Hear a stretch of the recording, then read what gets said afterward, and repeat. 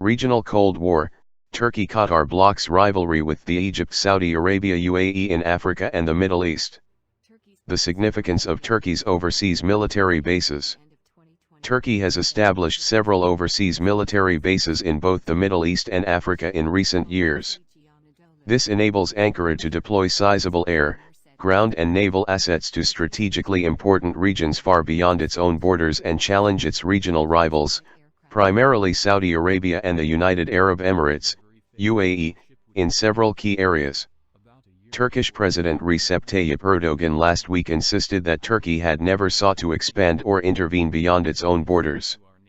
I would like to underline that the Republic of Turkey has never acted with an expansionist or interventionist perspective, Erdogan said during a visit to Sarajevo.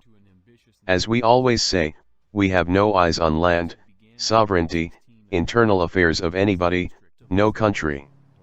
Turkey has military forces stationed in several countries beyond its own borders. It has troops in neighboring Iraq and Syria as well as in the Persian Gulf, Red Sea, and the Horn of Africa. In most of the countries where it currently stations forces, Ankara has done so under agreements with the host governments.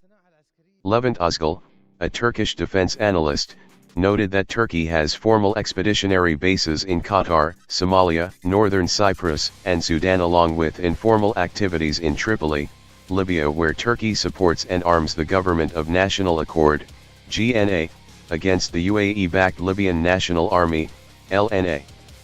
The Qatar, Somalia, and Sudan deployments and Libyan efforts are all against Saudi Arabia and the UAE, Özgül told Naval. Turkey has had a military base in Qatar for several years now, giving its troops a foothold in the Gulf. When the Saudis and Emiratis spearheaded a major blockade against Qatar in the summer of 2017, Turkey bolstered its troop presence there in a clear show of support for its ally. In Somalia, Turkey established a large military base in the capital Mogadishu to train Somali soldiers. It costs an estimated $50 million and can train about 1,500 Somali soldiers at a time to help Mogadishu combat the Al-Shabaab group. Özgül said Cyprus was the hottest spot where Turkey has military forces. Turkey's drilling of recently discovered natural gas off the coast of the Southern Republic of Cyprus is opposed by the European Union, other regional countries and the United States, which has urged Ankara to stop. Turkey maintains approximately 30,000 troops in the internationally unrecognized Turkish Republic of Northern Cyprus, and there have been reports that it is also contemplating building a naval base there, which would likely be opposed by most of the international community since it would fatally undermine any already remote prospect of Cypriot reunification. Özgül concluded the main obstacle Turkey faces in maintaining its overseas bases is accessibility, since the Red Sea and Gulf could easily be closed by Egypt, Saudi Arabia, and the UAE. Mustafa Gürbüz, a non-resident fellow at the Arab Center in Washington, D.C., said it may be surprising that as Turkey's soft power in the Middle East is in rapid decline, Turkish military activism is at its peak, leaving a footprint unprecedented since the Ottoman times. Erdogan's increasing perception of threat is an important factor for establishing bases in Qatar and Somalia, but, beyond Erdogan, Turkish military bases in Iraq and Syria is an outcome of deeper, long-term state policy against Kurdish nationalism, Gürbüz told Naval. It is an important distinction, although Turkish military posts draw local criticism in Iraq and Syria, Turkey's involvement in these bordering countries appear more entrenched and enduring compared to recent ones in Somalia and Qatar, he said. Turkey's military presence in Syria is staunchly opposed by the Syrian regime. The Turkish army and its militia proxies occupy swathes of northwest Syria they captured from the Islamic State and Syrian Kurdish forces in two separate operations carried out in 2016-17 and early 2018. The Turkish army also maintains 12 observation posts around the Syrian province of Idlib established under the Astana Agreement with Russia and Iran. In northern Iraq, Turkey's presence at a training camp in the Nineveh town of Bashika drew the ire of Baghdad in December 2015 when Ankara deployed extra forces without its permission. Turkey also has dozens of forward operating bases in Iraqi Kurdistan, which it uses to support its operations against the Kurdistan Workers' Party, PKK, in the mountains of that autonomous region. One of these bases was attacked by angry Kurdish protesters in January after Turkish airstrikes against the PKK killed 6 civilians. Turkey's regional ambitions and the geostrategic rivalry in the Red Sea is a key driver in shaping threat perception of the Erdogan regime, Gürbüz said. He noted that the July 2013 coup in Egypt, the criminalization of the Muslim Brotherhood by the Saudi-led coalition and the Qatar blockade have intensified Turkey's militaristic response. Opening the largest military base in Mogadishu is the most direct outcome of this threat perception, he said. Turkey has long been active in Somalia in the past decade. However, the transformation from economic ties to military ties is a major geostrategic decision for the Turkey-Qatar alliance in the Horn of Africa power game. Turkey has already experienced a setback in that power game. Gürbüz concluded by noting that the recent coup in Sudan coupled with Turkey's failing hopes for its base in that country's Suakin Islands indicates that Turkey's more far-flung military bases stand on shaky grounds, and their future will depend on many geostrategic factors beyond Ankara's control. Dr. Michael Tanchum, a senior associate fellow at the Austrian Institute for European and Security Studies, AIES, a fellow at the Truman Research Institute for the Advancement of Peace at the Hebrew University in Israel and a non-resident fellow at the Center for Strategic Studies at Baskent University in Ankara, Baskent Sam, recently wrote an overview of Turkey's overseas naval installations. He aptly summed them up as a string of pearls that directly challenges the power of Egypt-Saudi Arabia-United Arab Emirates alliance. With the military entrenchment of Turkey in the Horn of Africa, the Turkey-Qatar versus Egypt-Saudi Arabia-UAE competition has created an incendiary fault line that now encompasses the entire eastern Mediterranean Red Sea maritime corridor, he wrote. Turkey's overseas naval and maritime installations are an essential part of Turkey's efforts to expand its soft power influence as well as its hard power projection, Tanchum told Naval. Turkey often develops its military partnerships within the context of aid and development packages. He noted that the size and naval capabilities of these various overseas facilities vary greatly. While Turkey's naval assets are allocated to defend the core areas around Turkey's shores, Turkey has consistently worked to expand its blue water power projection since 2003, he said. So, Turkey's presence overseas is more than token or symbolic. Tanchum also noted that political turmoil in various countries where Turkey maintains a presence could indeed represent a vulnerability for Turkey's activities. We witness this vulnerability in Sudan, he said. The Turkey-Qatar bloc's rivalry with the Egypt-Saudi Arabia-UAE bloc spans a large swath of Africa and the Middle East. In this regional Cold War, various local actors are also eager to enlist the help of one side or the other to gain an advantage over their own local rivals. We see this from Libya to Somalia, he said. The problem now is that these previously isolated conflicts have become increasingly interconnected in such a way that one flashpoint can affect another. Unless Turkey's policy orientation changes, Ankara will continue to pursue its interest in overseas installations. Egypt launches largest military base in Middle East. Egyptian President Abdel Fattah al-Sisi yesterday inaugurated Bernice military base, the largest in the region of the Red Sea, official media has reported. The inauguration ceremony was attended by several Arab and foreign officials and ministers, including the Crown Prince of Abu Dhabi and Deputy Supreme Commander of the United Arab Emirates, UAE, Armed Forces, Mohammed bin Zayed Sultan Al Nahyan. The 150,000-acre Bernice, one of Egypt's newest military bases, is located on the Red Sea coast along Egypt's southern borders and includes a naval base, an air base, an army hospital, some combat and administrative units, and fields of shooting and training for all weapons. Read, Egypt using fake electricity meter readings to overcharge users.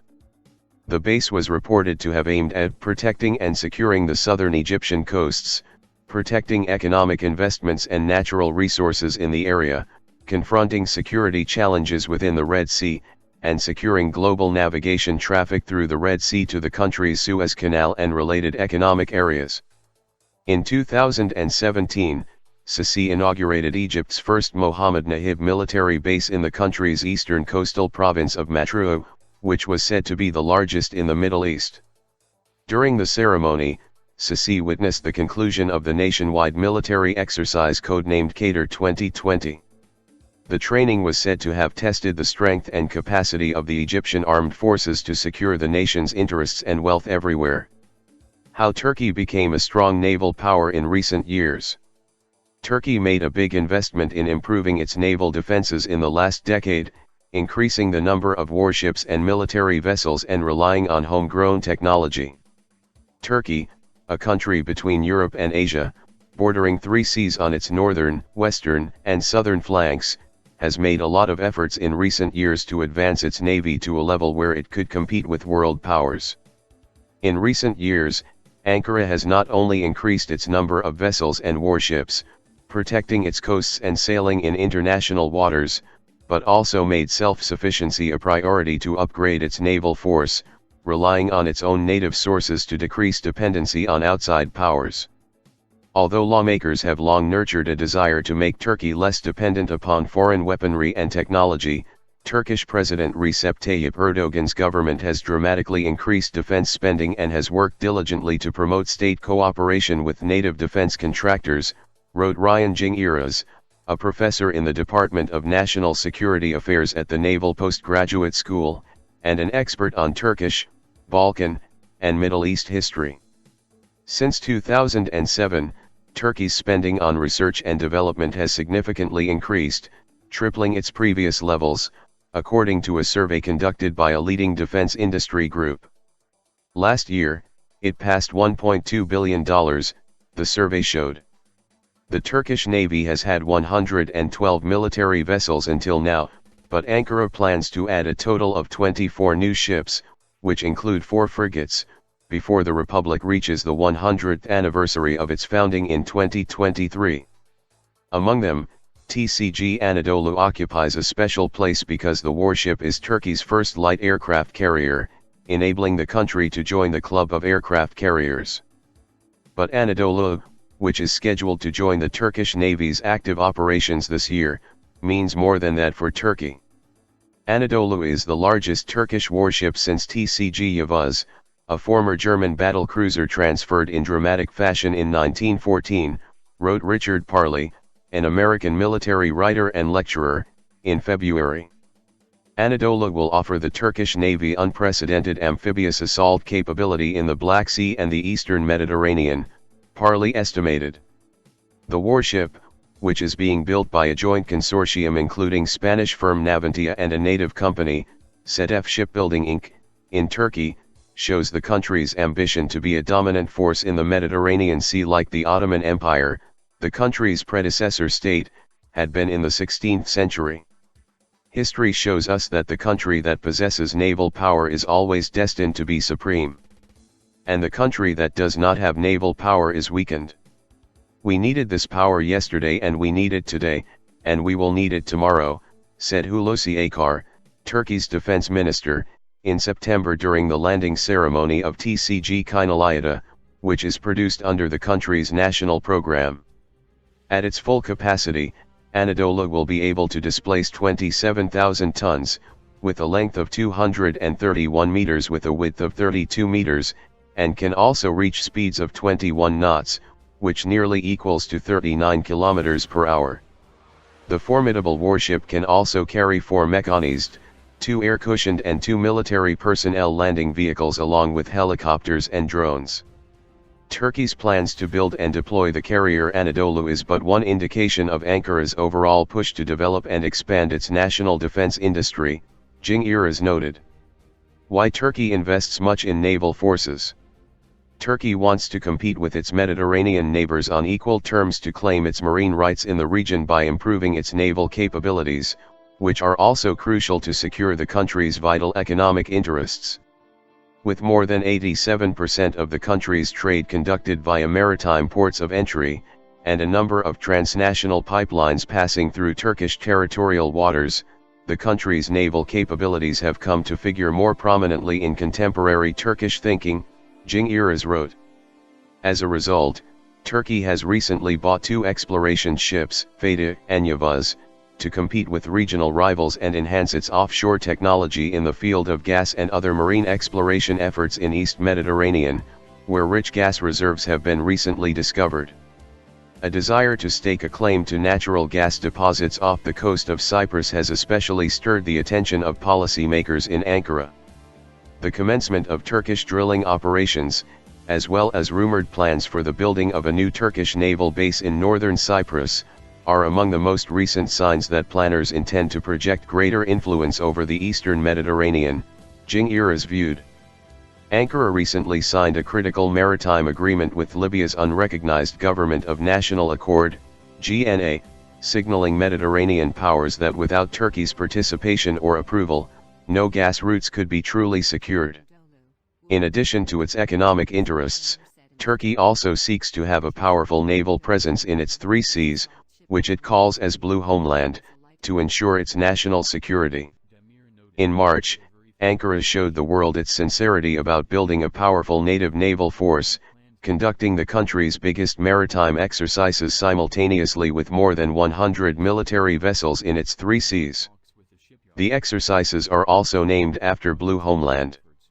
Beyond the Mediterranean and its other national waters, Turkey has also expanded its naval presence by deploying its forces to faraway countries, from Somalia to Sudan and Qatar, accessing areas